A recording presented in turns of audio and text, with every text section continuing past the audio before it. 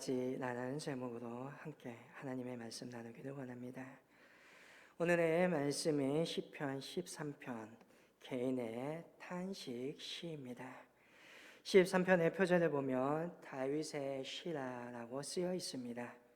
오늘의 시를 쓴 다윗, 현재 어렵고 힘든 상황 속에서 하나님 앞에 탄식하고 있습니다. 시편에서 자주 사용되는 탄식의 소리가 두 가지 있습니다. 하나는 어찌하여입니다. 그리고 또 다른 하나는 오늘 본문에서 보고 있는 어느 때까지입니다. 오늘 어느 때까지라는 말이 그 탄식이 1절과 2절을 보며 4번씩 반복됩니다. 사람들에게는 저마다 자신을 믿고 의지하는 것들이 있습니다. 사람들은 흔히 재산, 권력, 자녀, 건강들을 의지합니다. 그리고 분명한 것은 그것을 의지할 때 우리의 삶의 형편이 좋아진다는 것입니다. 이것은 분명한 사실입니다. 그러나 우리가 흔히 말하는 그러한 것들이 우리 평생을 또한 책임지는 것은 결코 아닙니다. 그리고 그러한 것들이 항상 우리를 형통한 삶으로 인도해 주는 것 또한 아닙니다. 많이 가져도 삶의 근심과 걱정이 있을 수 있고 건강에도 불안할 수 있습니다. 나의 자녀가 잘 된다고 해서 또한 내가 누구보다도 명예를 가지고 있다고 해서 평안을 누리는 것 또한 아니라는 것이지요. 무엇을 의지하는가에 따라 우리의 삶이 진정한 평안과 행복을 누릴 수 있는지의 여부를 결정합니다. 그렇기 때문에 믿는 사람들은 하나님을 의지하라, 하나님을 믿으라 하는 것입니다. 그럼에도 불구하고 오늘 1절을 보면 다윗 시인은 참으로 답답합니다. 그는 그래서 고백합니다. 나를 영원히 잊으시나이까? 주의 얼굴은 나에게서 숨기시겠나이까? 그는 탄식하고 있습니다. 분명 다윗은 하나님의 전능하심과 의로우심을 잘 압니다. 그 하나님이 나를 사랑하고 그가 선택한 자녀들을 사랑하심을 알고 있습니다. 그렇다면 문제는 무엇입니까? 시간입니다. 하나님이 속히 개입하지 않기 때문에 답답한 것이지요. 악이 판을 치고 의인에게 재난을 닥치는 이 상황 속에 그것들이 지속되면 마치 하나님이 계시지 않는 것처럼 보여진다는 것입니다. 점점 기다리고 인내하는 그 순간들이 점점 더 힘들어지는 것입니다.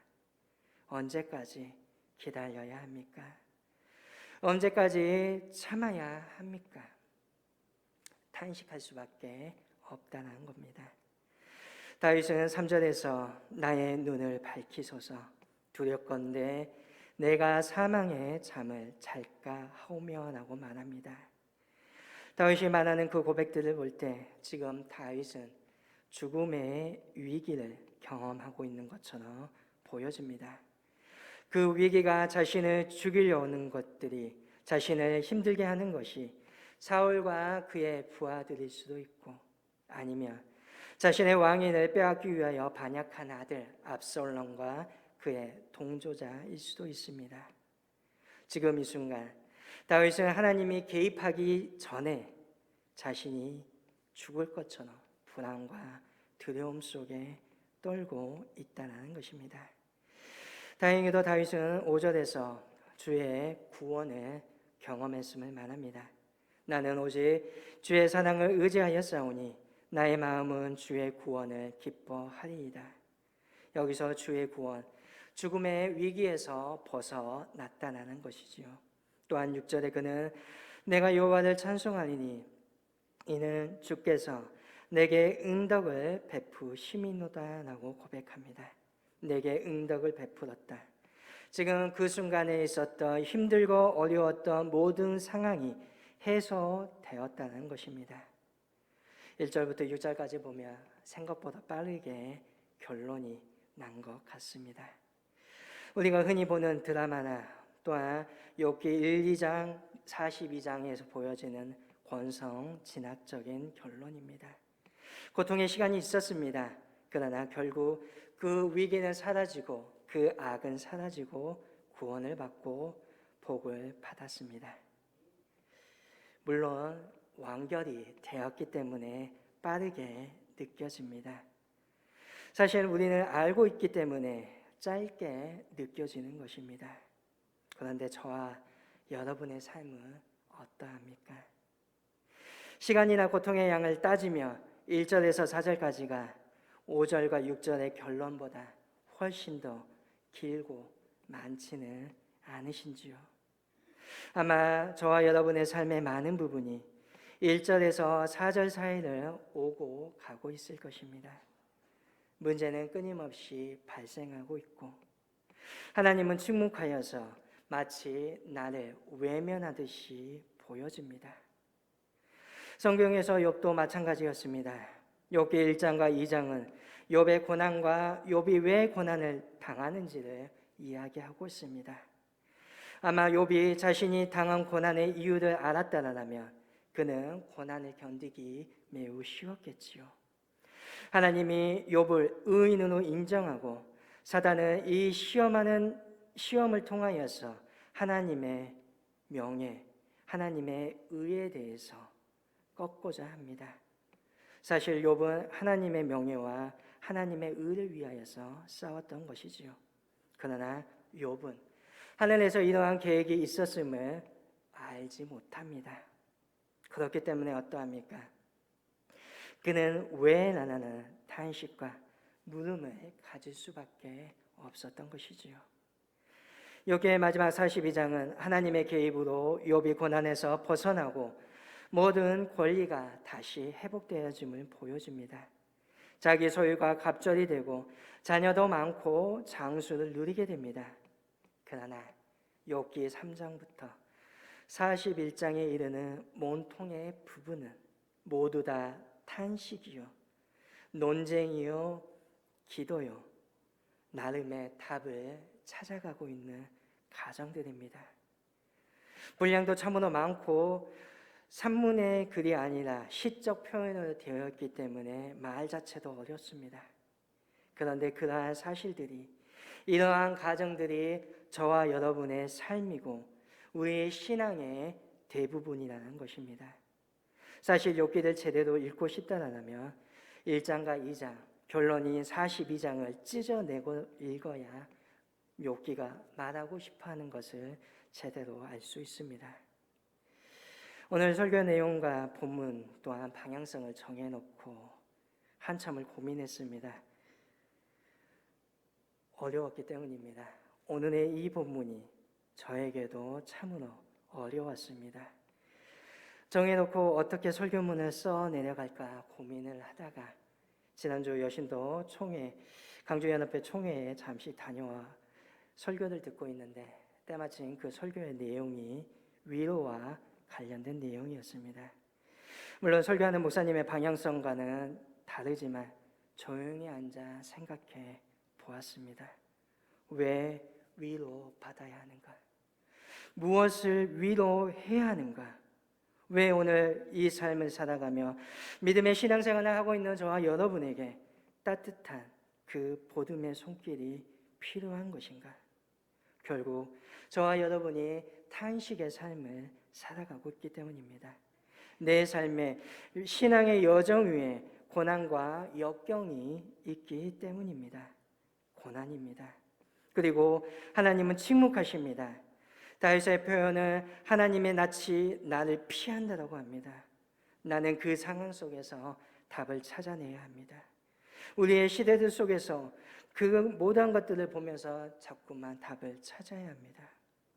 우크라이나의 전쟁과 아프리카 일대의 내전 속에서 정치와는 전혀 상관없는 무수한 많은 어린 생명들이 사라져가고 있습니다. 이러할 때 하나님은 어디 계셨습니까? 저에게는 아직 지워지지 않는 문자 하나가 있습니다. 8년이 지난 문자입니다. 2014년 4월 세월호의 아들을 떠나보냈던 한 집사님의 문자입니다. 그 아이는 제가 교육전도사 시절에 가르쳤던 아이입니다. 그 어머니 집사님과도 연락 안 한 지 한 3, 4년 지났지요. 오랜 시간이 흘렀습니다. 그런데 세월호 침묵의 소식이 언론을 통하여서 알려지고 한 통의 문자가 저에게 옵니다. 전도사님, 우리 누구는 괜찮은 거겠지요? 살아 있는 거겠지요? 왜 우리 아이에게 이러한 일이 생긴 거죠? 저는 그 집사님의 가정 사정은 알고 있습니다. 남편을 먼저 떠나보냈습니다. 아들과 딸, 쌍둥이의 두 자녀를 열심히 키웠고 누구보다 교회에 충성하였습니다. 그런데 그 두 자녀 중 하나가 세월호의 그 차디찬 바닷속에 잠들게 됩니다. 그 문자를 받았을 순간 저는 아무런 답변을 할 수가 없었습니다. 그 어떠한 위로도, 그 어떠한 신학적인 이야기도 그 집사님께 할 수 없었고 침묵할 수밖에 없었습니다. 왜요? 어떻게요? 우리는 늘 부조리한 고통과 아픔을 맞이하면서 무한하고 반복적으로 하나님께 질문합니다. 악한 사람은 승한 것처럼 보이고 정말 성실하고 정직하게 살아가는 사람은 아픔을 당하고 있을 때, 내 삶 속에 슬픔이 있고 눈물이 가득할 때 하나님은 도대체 내 기도를 듣고 계시는지 답답한 순간이 너무나 많이 있습니다. 그럴 때 나오는 소리가 주님, 어느 때까지입니까? 탄식할 수밖에 없습니다. 언제까지 기다려야 합니까? 이것이 사실 신앙의 여정 속에 있는 저와 여러분의 솔직한 탄식인 것입니다. 하나님의 침묵은 이러한 개인의 탄식뿐만 아니라 시대 속에서도 나타납니다. 20세기 초에 인간의 이성이 발달하고 세계 1, 2차 대전이 빚어지고 너무나 많은 찬상들 속에 하나님께서 침묵하고 있다라고 신학적인 중심의 이야기가 납니다. 또한 날이 가면 갈수록 하나님의 개입이 잘 느껴지지도 않습니다. 하나님의 침묵, 노골적으로 드러난 것이 2차 세계대전 당시 아우비슈츠의 유태인들의 학살된 사건들입니다. 매일과 같이 수없이 많은 유태인들이 죽어갔습니다. 그들 중 누가 묻습니다. 하나님은 어디 있는가? 나지막하게 탄식합니다. 그리고 거기에 누군가가 답변합니다. 이 답변을 노벨 평화상을 수상하였던 유일하게 아우비슈츠 수용소에서 살아남았던 엘리 비제는 자신의 책 나이트에서 이렇게 기록합니다. 그분이 어디 있냐고? 그분은 여기 있어. 여기 저 교수대 위에 매달려 있어. 하나님이 죽었다는 것입니다. 아마 자신의 불행 앞에, 자신의 역경 앞에 정말 그렇지 않을까요? 실제로 유태인들은 아우비슈츠에서 신에 대한 재판을 종종 열었습니다. 그들은 하나님께 유죄를 선언하고 사형 선고를 내리고 글을 지어서 낭독하곤 했습니다. 우픈 이야기는 어떤 랍비가 그 사형 선고문을 낭독하다가 문득 시계를 보니 저녁 기도 시간이 되어서 종교문을 빠르게 읽고 끝냈다는 것입니다. 자신들이 그렇게 불명과 불판과 불만을 토로했던 그 하나님 앞에 다시금 그들은 시간이 되어 기도했다는 것입니다. 1960년대 이후에 신학적인 중심 태자가 있다라면 그것은 바로 신의 죽음이었습니다. 인류 문명의 잔혹함 속에 하나님 또한 자유함이 없다는 거죠. 왜 도대체 전능하신 하나님께서 그 모든 악을 방치했느냐 이해할 수 없다는 것입니다. 더구나 이성과 과학이 발달하면서 믿음이나 그 신앙이나 무엇인지 점점 더 궁색해져 갔습니다.